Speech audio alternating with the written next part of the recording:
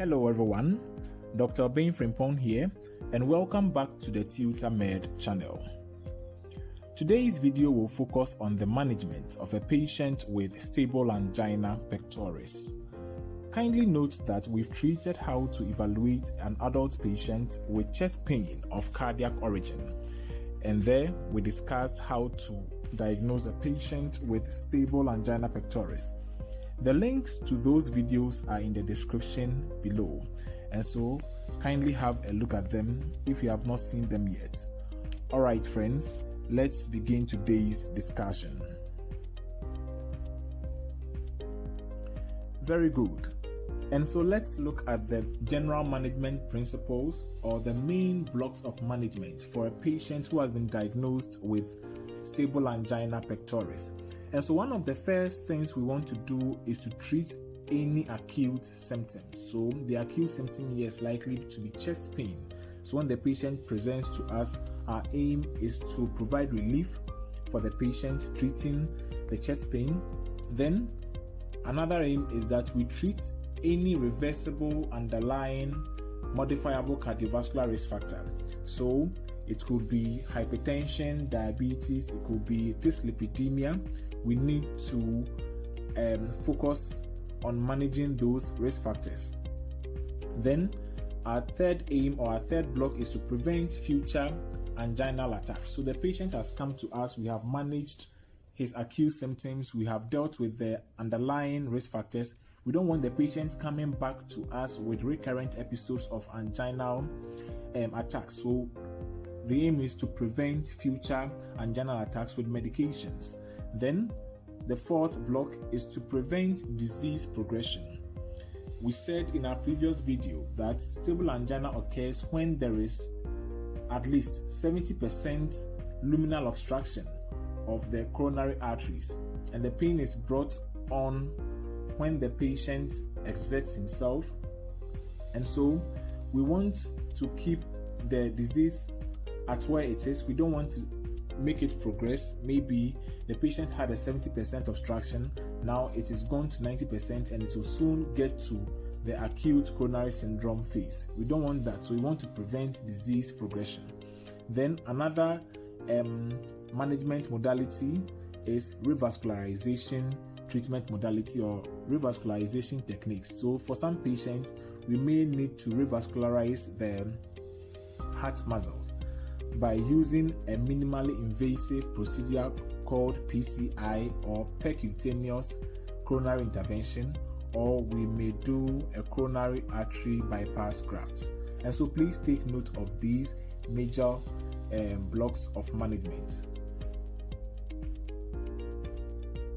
Yes, so on this slide, let's briefly take a look at these blocks of management briefly. And so the first thing we said to do is to manage the acute symptoms.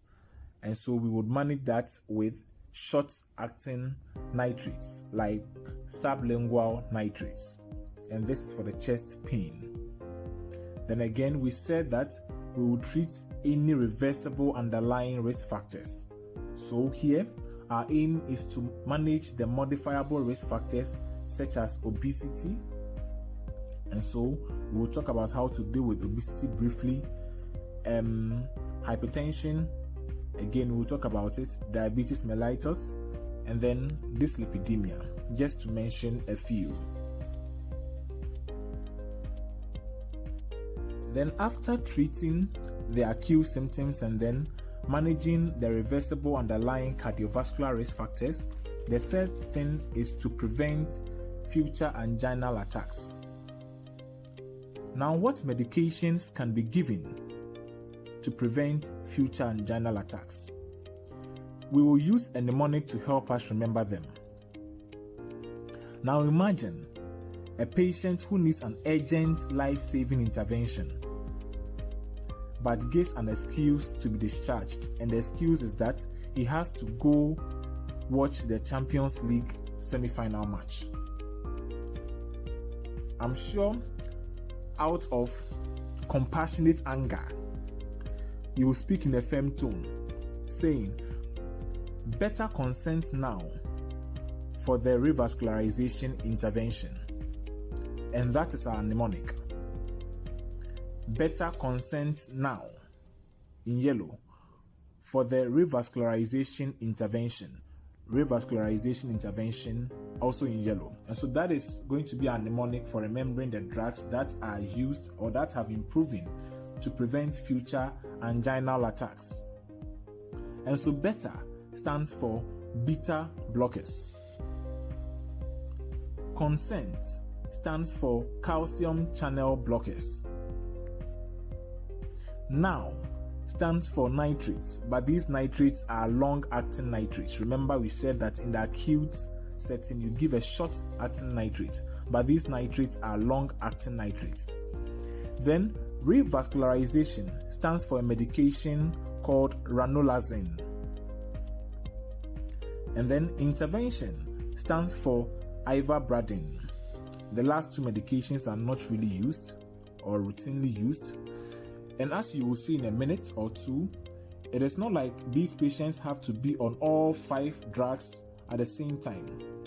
But I'm saying that these are the drugs available for preventing future anginal attacks. Good. And so the next block is to prevent disease progression. And then the drugs which have been validated include antiplatelets, so antiplatelet therapy, antiplatelets like aspirin, clopidogrel, and then lipid lowering drugs like the statins, and then ACE inhibitors or angiotensin receptor blockers in some selected patients like diabetes patients and patients with chronic kidney disease, etc. And so these drug classes have been known or have been shown to prevent disease progression, and so patients diagnosed with stable angina may have to be put on them. Yes, and so we said that sometimes in some selected patients, revascularization techniques or procedures are indicated. There are 2 major revascularization techniques. We have the percutaneous coronary intervention, abbreviated as PCI. Percutaneous means we are going through the skin and then we are giving an intervention through the coronary vessels, the coronary artery. Then we have the coronary artery bypass graft. So this short video demonstrates percutaneous coronary intervention. And so a cardiac catheter is passed through the skin into one of the major arteries, like the femoral artery in this case.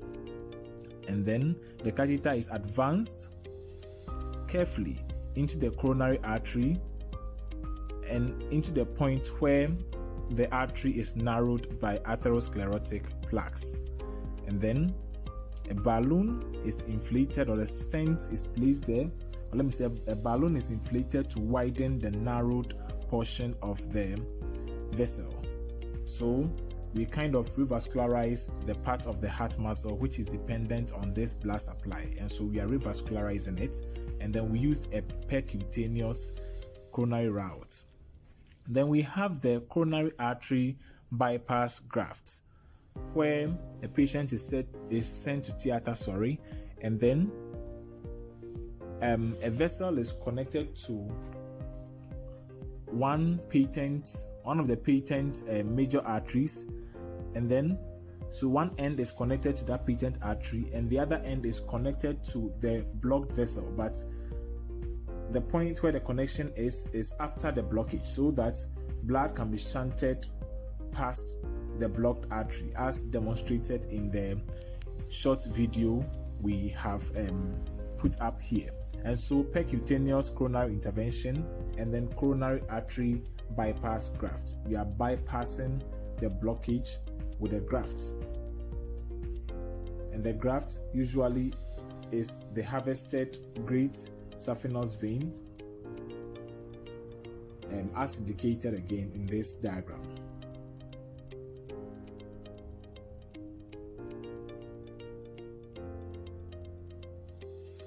Now, having discussed each of the blocks of management briefly, let's look at them into some detail.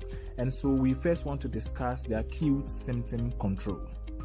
And so here we said we would use short-acting nitrates when the patient comes with the crushing chest pain, which is precipitated by exertion. We want to use short-acting nitrates, and the one available is sublingual nitroglycerin. It is the most effective drug for this job. And so the main sites of action for sublingual nitroglycerin are the systemic veins and the coronary arteries. And so the systemic veins are dilated so that we can reduce the systemic venous returns, which will reduce the myocardial oxygen demand because it will reduce the load required to be pushed by the myocardium, thereby reducing the imbalance between oxygen demand and oxygen supply. And also on the coronary arteries, it dilates it a bit to enhance perfusion. Then we want to say that it provides dramatic relief within 3 minutes. The short-acting nitrates, the sublingual nitroglycerin, provides dramatic relief within 3 minutes. And the dose can be repeated every 4 to 5 minutes, up to 3 times. And the dose we give usually is 0.4 milligrams to 0.6 milligrams. So this means that if the patient comes to us with that chest pain and we've diagnosed stable angina pectoris, we can give between 0.4 to 0.6 milligrams, and then we can repeat it every 5 minutes if the pain is still there, up to 3 times. Then sometimes the sublingual nitroglycerin can be taken to prevent angina before the patient exerts himself. And so if the patient knows that walking maybe from his room to the bathhouse would precipitate the angina pectoris, he can take the sublingual nitroglycerin as a prophylaxis against the angina pectoris because he's been having those episodes whenever he undergoes that exercise.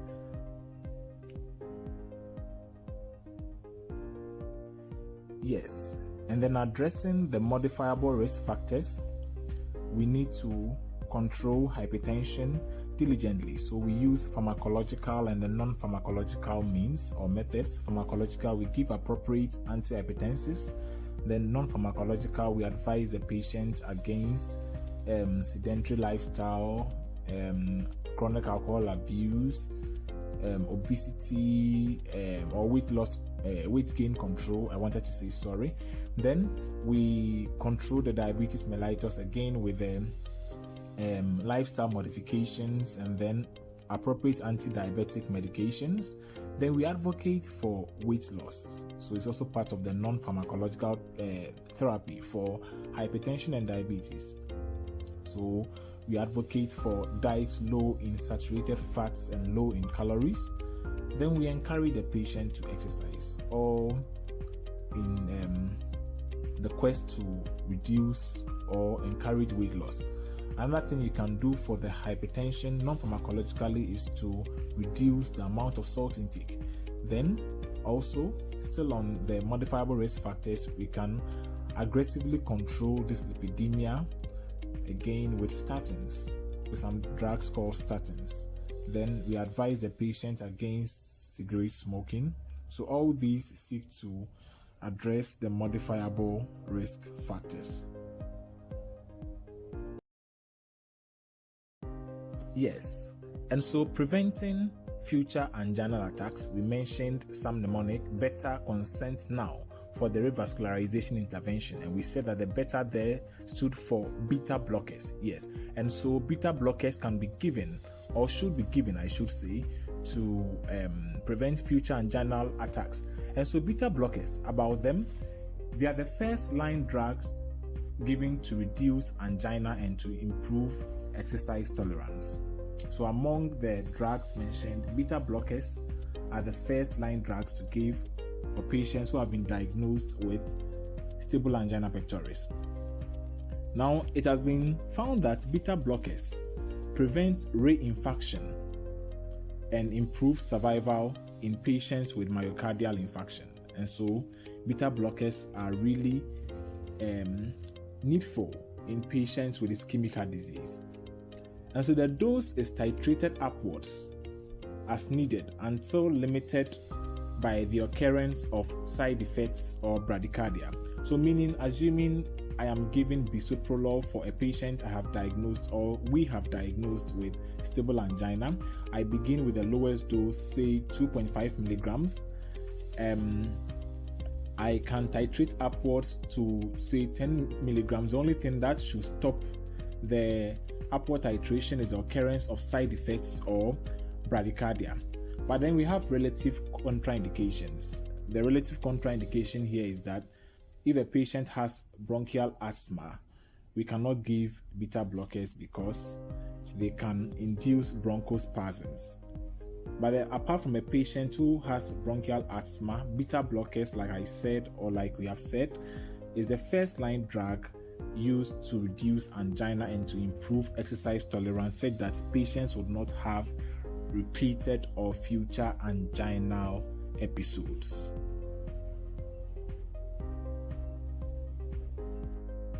Yes, and so from our mnemonic we saw that another class of drug that can be given is a calcium channel blockers. And so they are used as an alternative to beta blockers. Means that if you've given a beta blocker, there is no or little need to add a calcium channel blocker unless the patient's angina is still, occurring despite being on a beta blocker. Then you may have to add a calcium channel blocker. But I won't say that calcium channel blockers are used as an alternative to beta blockers. So long-acting diltiazem or verapamil is preferred, or are preferred, I wanted to say. So these are non-dihydropyridine calcium channel blockers, or if they are not available, second generation dihydropyridine calcium channel blockers like amlodipine are preferred. So if you want to give calcium channel blocker in a patient diagnosed with stable angina, either you use them non-dihydropyridine calcium channel blockers like the diltiazem or verapamil, or if they are not available, you can use amlodipine. They are contraindicated in patients with significant left ventricular systolic dysfunction. They are contraindicated in those patients. Then we saw that long-acting nitrates, are also indicated or may also be given to prevent future anginal attacks. So they include isosorbide dinitrates and then isosorbide mononitrates. So these can also be given if we don't have beta blockers or calcium channel blockers, or for some reason a patient can't take the first two. We can give the long-acting nitrates, isosorbide dinitrates and isosorbide mononitrates. Then you know that there are two other drugs. We have ranolazine. Ranolazine is a sodium channel blocker, and it is given when the patient has persistent symptoms despite optimal therapy. Then we go for ranolazine. Then we have ivabradine, which is also an SA node inhibitor. So typically these two drugs are not routinely used. They are not routinely used, but I'm just mentioning them because they are available drugs which can be relied upon. Then we said that from there we need to prevent disease progression. So preventing disease progression, we mentioned dual antiplatelet therapy. So we use aspirin and then clopidogrel. Then we said that statins have also been shown to prevent disease progression. So drugs like atorvastatin can be used. And for some selected patients, we can use ACE inhibitors or angiotensin receptor blockers. So in patients with hypertension, patients with diabetes, patients with CKD, ACE inhibitors or ARBs are indicated. And so this is the end of our discussion. Remember the major blocks of management for a patient diagnosed with stable angina. You want to treat the acute symptoms, then you want to manage every reversible cardiovascular risk factor present in the patient, Then you want to prevent future anginal attacks. You want to prevent disease progression.